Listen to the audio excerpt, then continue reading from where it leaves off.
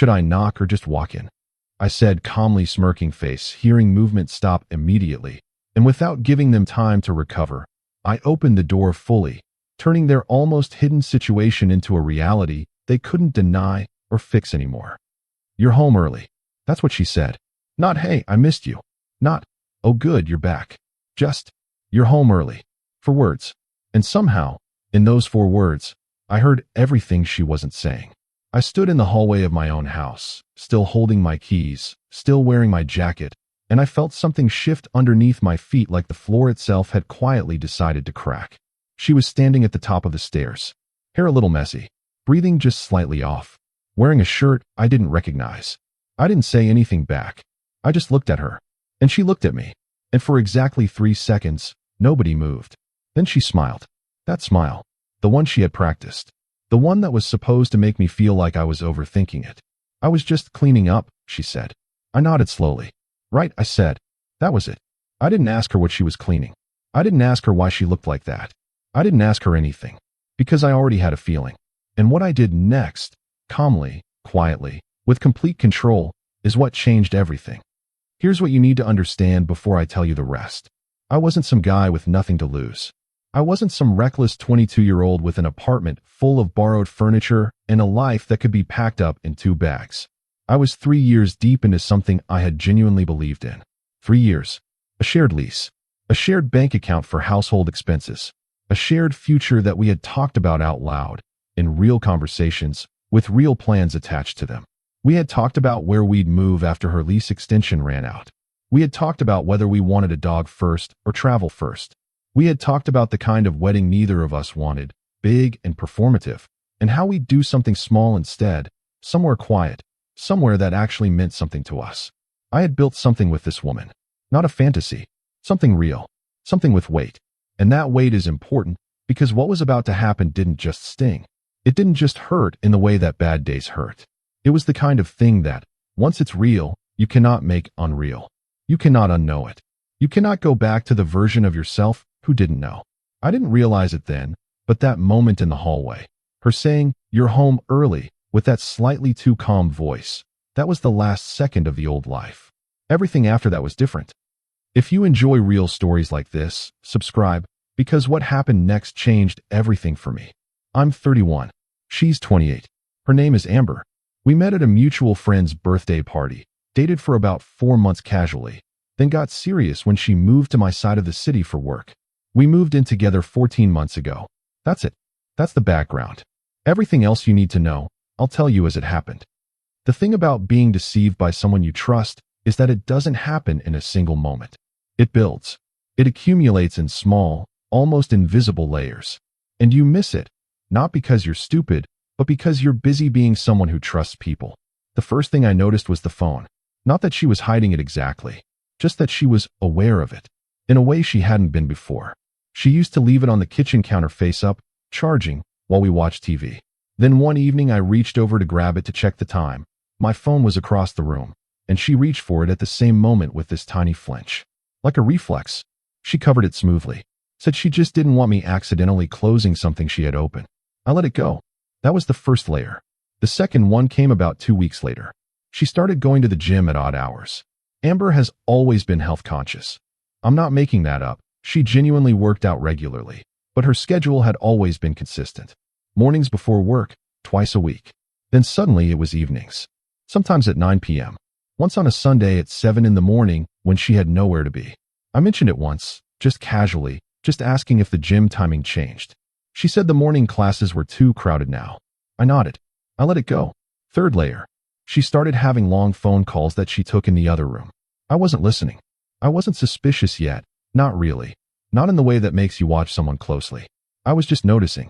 You know how you notice something in your peripheral vision without turning to look at it directly? That's where I was. The fourth layer was the one that should have made me stop and think harder. I came home one evening. A normal Tuesday. Nothing special. And there was a coffee mug in the sink. 2 of them. Amber doesn't drink coffee. She never has. She's talked about it multiple times, how she thinks it's overrated, how she drinks green tea, how even the smell of coffee makes her a little nauseous. 2 coffee mugs. In the sink. Both used. I stood at the sink for a moment. Then I told myself maybe she'd had a friend over. Maybe she made coffee for a guest and used a mug herself even though she doesn't drink it. Maybe there was a perfectly reasonable explanation. I washed both mugs and made dinner. I didn't ask. And looking back now, I think part of me already knew. Part of me was protecting myself from knowing. Because once you know, you have to do something about it. And doing something about it means blowing up the life you've been building. So instead, I let the layers pile up until I couldn't anymore. My company had a client issue that week. A distribution software glitch that had been causing problems for one of our bigger accounts. My manager asked me to be on site for 3 days, Tuesday through Thursday, at a facility about 2 hours away. I agreed. I packed a bag. I told Amber I'd be back Thursday evening, probably around 8. She seemed fine with it. She kissed me on the cheek when I left. Said, "Drive safe." I drove to the facility. Did day 1. Did day 2. And then on Wednesday afternoon, around 4 p.m., we got the issue resolved faster than expected. My manager told me there was no reason to stay for the 3rd day. The client was satisfied. The fix had been implemented and tested. "Go home," he said. "Good work." So I got in my car, and I started driving home. 2 hours on the road, and I had a lot of time to think. Too much time. I thought about the coffee mugs. I thought about the gym schedule. I thought about the phone. I thought about how she'd looked at me the last few weeks. Not differently, exactly, but carefully. Like she was monitoring something. Like she was keeping track of where I was and how I seemed. By the time I was 20 minutes from home, something in my stomach had gone completely cold. Not panicked, just cold. Still, certain. I didn't call ahead. I've thought about this a lot since then, why I didn't call. Part of me will say I just forgot, that I was tired from the drive, that it didn't cross my mind. But I think the honest answer is that some quiet part of me already knew what I was going to find. And calling ahead would have given her the chance to make it disappear. I didn't want it to disappear. I wanted the truth. So I drove home in silence. I parked on the street instead of the driveway. Something I never do. I walked to the front door. I unlocked it quietly. And I stepped inside. The house wasn't dark. The lights were on upstairs. There was music playing, low, barely audible, something with a slow beat. The kind of music she put on when she wanted to set a mood. I stood completely still in the entryway. I didn't move. I just listened. And then I heard it. Movement upstairs. Footsteps. Not just hers. 2 sets. I'm not guessing. I know the difference between one person moving around and 2 people moving around. And what I heard was 2. I heard a voice. Low. Male. Say something I couldn't make out. And then Amber's voice responded, quietly. And then movement again. Quick. Rustling.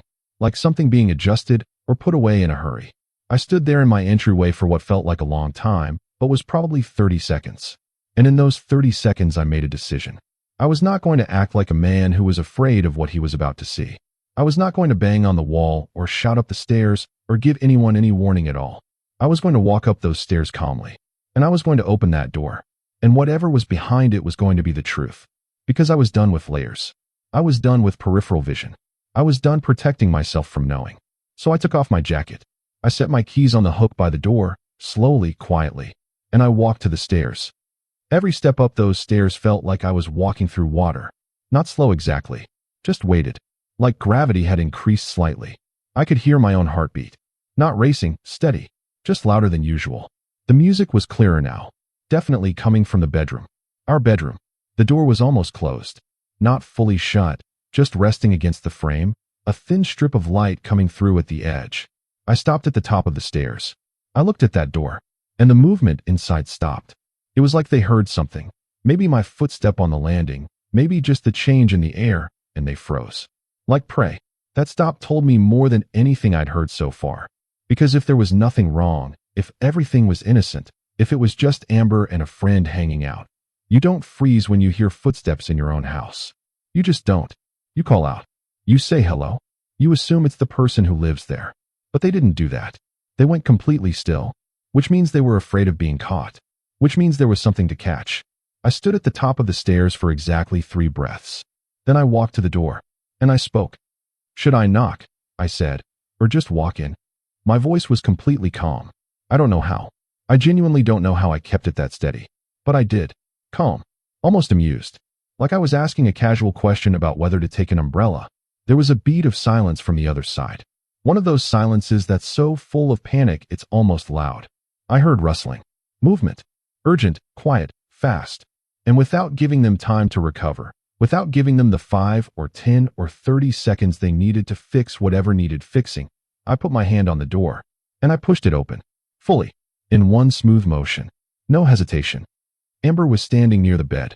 She had clearly just pulled on a shirt. It was slightly twisted at the hem. One shoulder seam sitting wrong, the kind of wrongness you only get when you've just put something on quickly. Her hair was undone. Her face was the color of someone who has just watched their entire life tilt sideways. And sitting on the edge of our bed, my bed, in the bedroom I had helped her choose the furniture for, was a man I recognized. Qley, her coworker, the one she had mentioned 3 or 4 times in passing over the last several months. Qley from the office. Qley suggested this restaurant. Qley went through the same thing with his landlord. I had filed him away as a background character, the way you do with the names that come up occasionally but don't seem to matter. He was sitting on the edge of the bed, shirt on, but shoes off. And he looked exactly the way you'd expect a man to look who has just been caught in someone else's bedroom by that someone's boyfriend, who came home a day early and didn't call ahead. Completely, utterly cornered. Nobody said anything. Nobody moved. I stood in the doorway, and I looked at both of them. I looked at Amber first, then at Qley, then back at Amber. And I said, very quietly, "I see. That's all." 2 words. Then I turned and walked back downstairs. I went to the kitchen. I filled a glass of water. I drank it standing at the counter. My hands were steady. I kept waiting for them to shake, and they didn't. I heard footsteps on the stairs. Both sets. Amber came into the kitchen first. Qley hung back near the hallway, clearly unsure whether to stay or disappear entirely. Amber was looking at me like I was a puzzle she needed to solve quickly, like she was already calculating which version of the explanation would work best. "I can explain," she said. I looked at her. "I know you can," I said. She blinked. She had expected something else. Yelling maybe, or breaking down, or accusations. Not that. Not just, "I know you can." "It's not what it looks like," she said. And I actually almost laughed. Not a real laugh. More like the sound a laugh makes when it's hollow. "Amber," I said.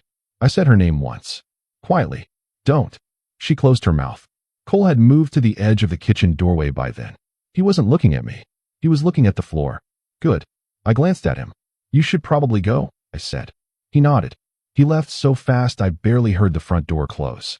And then it was just the 2 of us. In our kitchen. In the house we shared. In the life we had built together. With all of it sitting between us like something that had already broken and was just now finishing its fall to the ground. She sat down at the kitchen table. I stayed standing. She started talking. I'm not going to give you every word of what she said, because most of it doesn't matter. Not to the story, not to the truth of what had happened. What matters is the shape of it. She said it had only been a few months. She said it didn't mean anything serious. She said she hadn't known how to bring it up, how to tell me, how to face it. She said she'd been unhappy for a while and hadn't known how to say that either. She said a lot of things that I think she genuinely believed were true, at least in the moment she was saying them. And I listened. I didn't interrupt. I didn't raise my voice. I just listened. And when she was done, when she had run out of things to say and was sitting there looking at me with red eyes, waiting, I spoke. "How long has it been?" "A few months," I asked. She looked at her hands. "Since around February," she said. February. I replayed February in my mind. February had been the month we celebrated our 2-year anniversary. February had been when I'd taken her to that restaurant she'd been wanting to try for 6 months, the one with the long wait list. February had been when she told me she was grateful for me. Her word. Grateful. I stood there with that in my chest for a moment. Then I said, "The coffee mugs." She looked up. "He was here that day," I said. It wasn't a question. She held my gaze for 1 second. Then she looked back down. "Yes," she said. I nodded. I picked up my glass of water. I finished the rest of it. And then I set it in the sink and said, "I'm going to need you to find somewhere else to stay tonight." She didn't argue. I think she thought if she didn't argue, if she just quietly complied, it would leave a door open. Some chance of repair. She packed a bag, just the essentials, and she called someone from the doorway of the bedroom while I sat downstairs. A friend. Her friend Gwen. I heard her explain quietly that she needed a place to stay tonight, that she'd explain later. She came downstairs with the bag. She stood in the hallway. She looked at me like she was waiting for me to stop her, like she was waiting for me to say something that would make this survivable. I said, "Lock up properly when you leave." She left. I heard the door. I heard the car. I sat in my kitchen for a long time after that. Not crying. Not raging. Just sitting. Just being completely still in the middle of something that had changed shape around me while I wasn't looking. And I thought about all the layers. The coffee mugs, the phone, the gym at 9 p.m., the way she'd said, "You're home early," like it was a problem. Like my presence in my own home was an inconvenience. And something that had been sitting quietly in the back of my chest for weeks finally came fully forward. Not anger, not grief, just a kind of crystalline clarity. I knew what I was going to do. I wasn't going to spiral. I wasn't going to beg. I wasn't going to spend the next several weeks hoping that an apology could reach back through all those months and undo what had been done. I was going to handle this calmly, completely, and I was going to be okay. Eventually. Let me tell you something I found out later. Something that matters. My friend Trevor had known. Not everything, but enough. He'd seen Amber and Qley together at a bar across town about 6 weeks before I walked through that door. They weren't doing anything obvious, nothing unmistakably wrong, but they were close. The kind of close that reads differently when you're an outside observer versus when you're the person inside the relationship who wants to believe everything is fine. Trevor had thought about telling me. He'd actually typed out a message and then deleted it. He'd rationalized it the way people do. Maybe I was misreading it. Maybe it was nothing. Maybe telling me would cause damage that wasn't warranted. He told me all of this after, when the truth was already out. And I sat with that for a while, because I understood why he hadn't told me. But I also understood that his silence was a kind of protection, not of me, but of the situation, of everyone's comfort. Sometimes the kindest thing and the easiest thing look identical from a distance. They're not always the same thing. That's not me being angry at Trevor. That's just the truth of it. There was something else I found out, too. And this one landed differently. Amber and Qley hadn't met at work.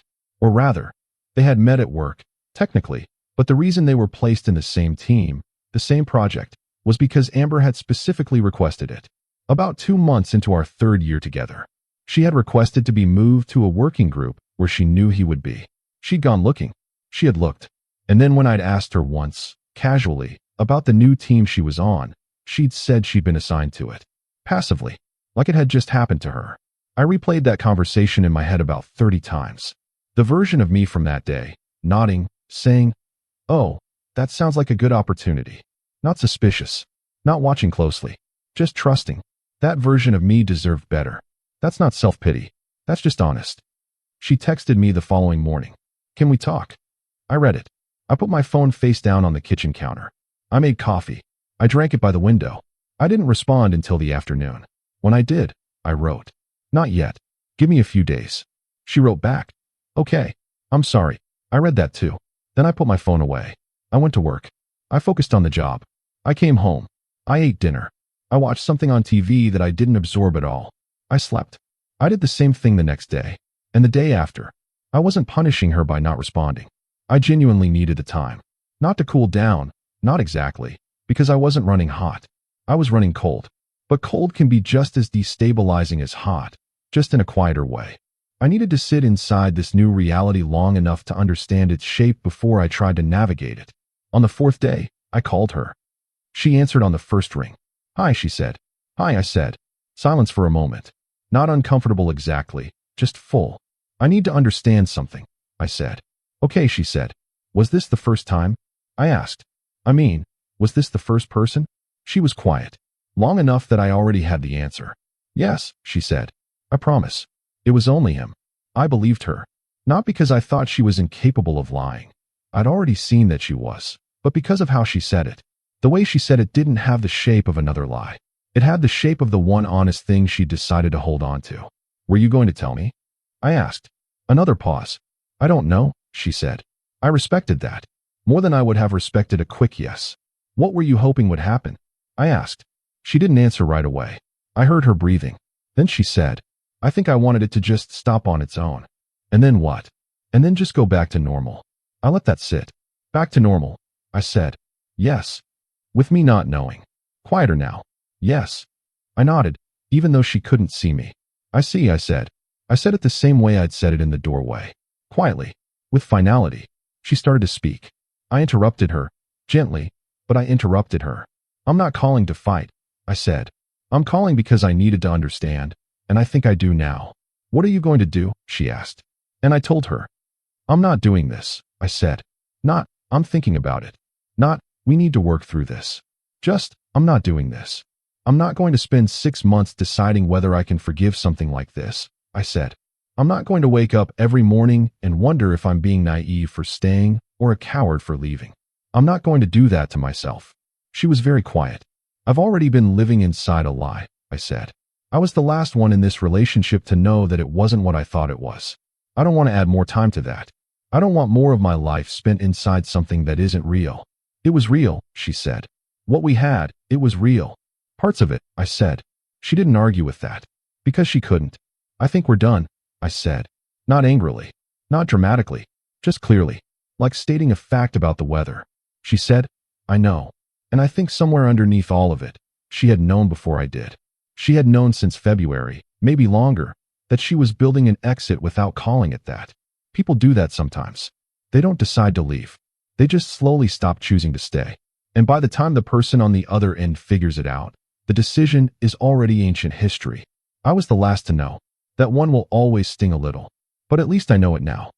The logistics of ending something that has been built together are not romantic. They're not dramatic.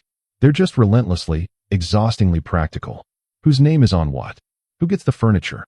Who moves out and who stays? Whose deposit it is? The lease was in my name. I'd been there first, before she moved in. So she was the one who needed to find somewhere new. I gave her 3 weeks. She asked for 4.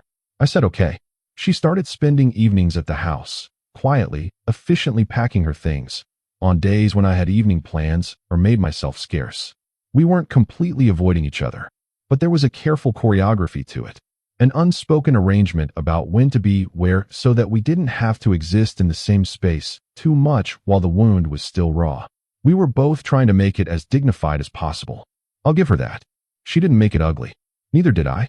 Some relationships end in fire and broken dishes. Ours ended in careful scheduling and the occasional quiet exchange in the hallway about who was taking which kitchen item. I kept the coffee maker. She took the blender. It sounds mundane. It was. That's what the end of real things looks like. Not a scene. Just logistics. Just people who used to love each other figuring out how to stop sharing a life in the most civil way possible.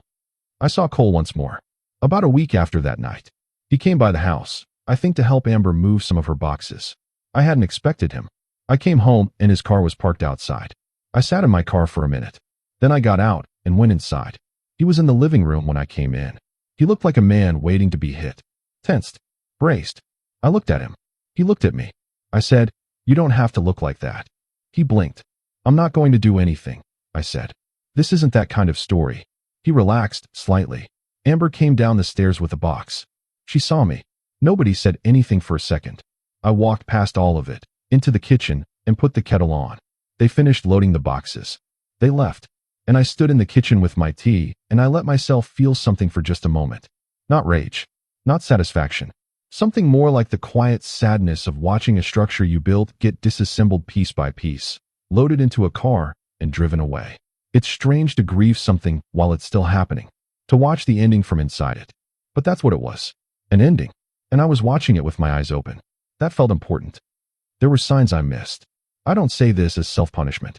I say it because it's true and because honesty about the past is the only thing that actually protects you going forward. I had stopped asking.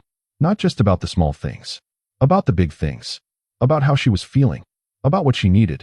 About whether she was happy. Not because I didn't care. I did. But because we had settled into a rhythm, and I had mistaken the rhythm for health. Comfort for closeness.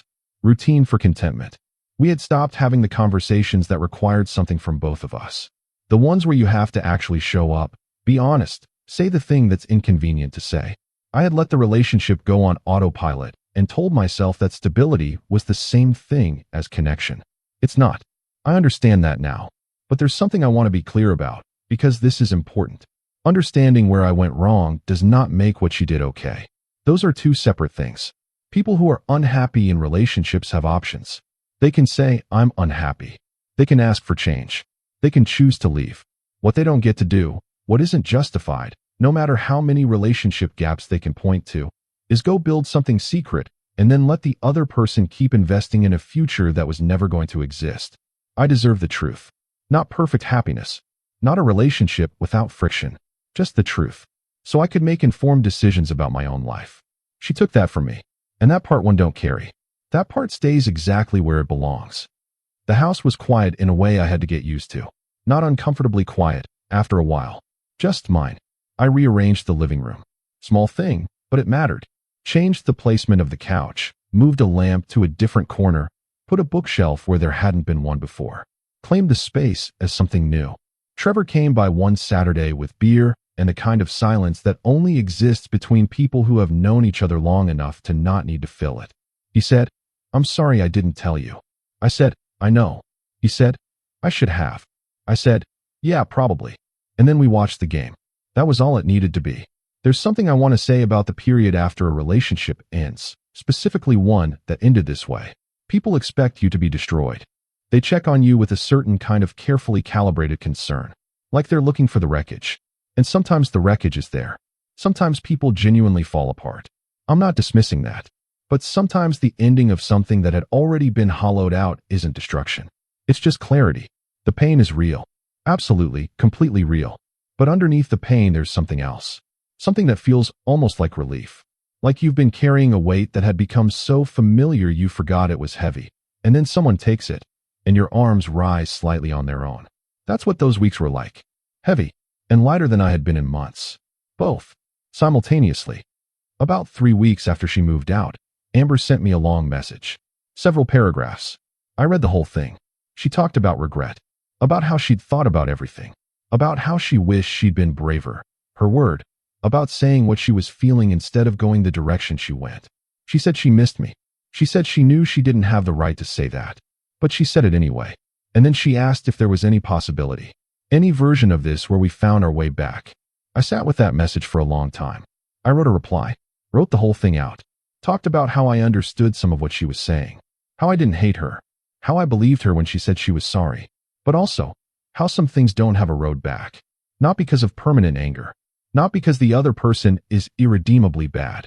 But because of what the thing requires from you to rebuild it. What you have to give up. What you have to unsee. And how sometimes that cost is just too high. How some debts are paid not in anger, but in distance. How the most loving thing you can do for both people is to let it be finished. I wrote all of that. And then I sat there with it. And then I deleted it. All of it. And I just wrote, "I hope you're okay, Amber. Take care of yourself." And I sent that instead. Because everything else was for me, not for her. And I didn't need to send her my processing. I just needed to process it. People ask me, the ones who know the full story, whether I regret how I handled it. Whether I should have yelled. Whether I should have been angrier. Whether the calm was a mask for something that needed to come out differently.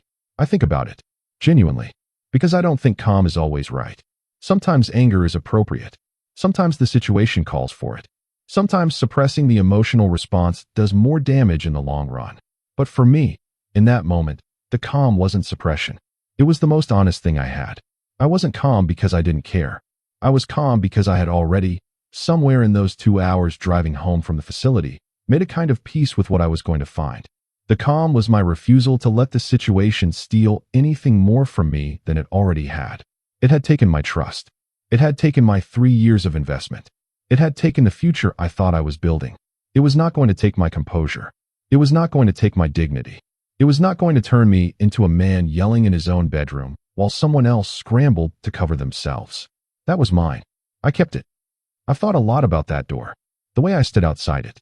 The way I said, should I knock or just walk in, with that level voice. The way I pushed it open. People focus on that moment like it was some kind of performance. Like I was playing a character. But I wasn't. That moment at the door was just me deciding, finally, that I was done protecting myself from the truth. All those weeks of peripheral vision, of noticing but not looking, of finding explanations for the coffee mugs and the gym schedule and the phone. That was the real performance. The door was just the end of it. It was me saying, I'm done looking away. I'm done letting this happen in the corner of my eye. I'm going to look at it directly, whatever it is.